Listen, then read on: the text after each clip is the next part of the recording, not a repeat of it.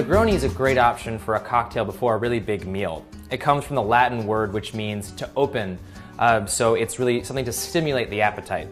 It comes from Italy and it utilizes Campari as one of its major ingredients, which is a bitter liqueur. So I'll get to that in a minute. I'm going to start with 1.5 ounces of gin.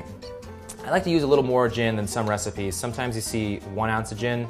I really like that juniper flavor to punch through there.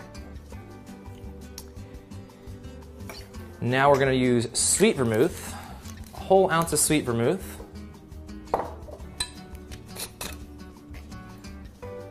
And then 1 ounce of Campari. A whole ounce of Campari sounds like a lot. If you've ever tasted it, it is pretty bitter.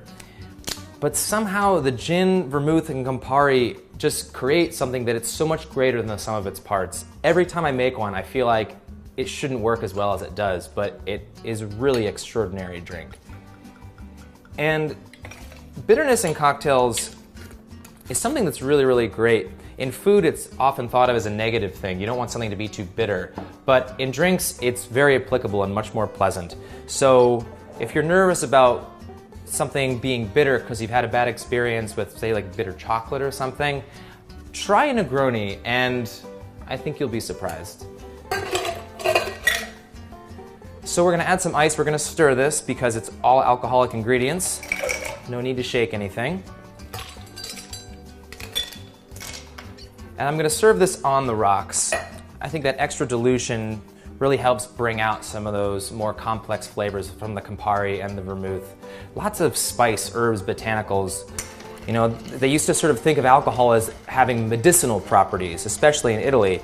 And it really does sort of help settle your stomach. It's actually not a bad drink after a meal too. It's a nice bookend for a really big dinner.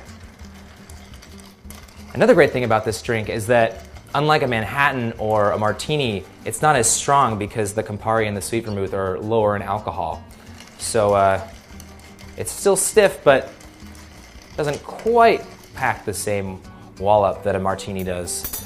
Okay, so let's get our frozen rocks glass from the freezer. And if you can, get those ice cube trays that make the perfect cube ice. It's really great for stirred cocktails like this one. Because they're so big, they don't melt quite as fast and water down your drink too much. Okay.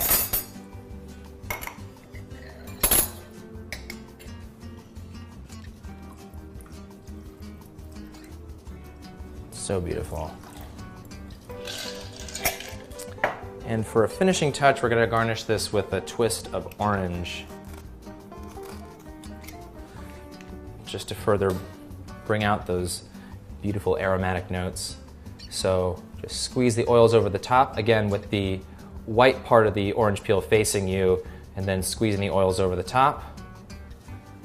And that is how you make the classic Negroni.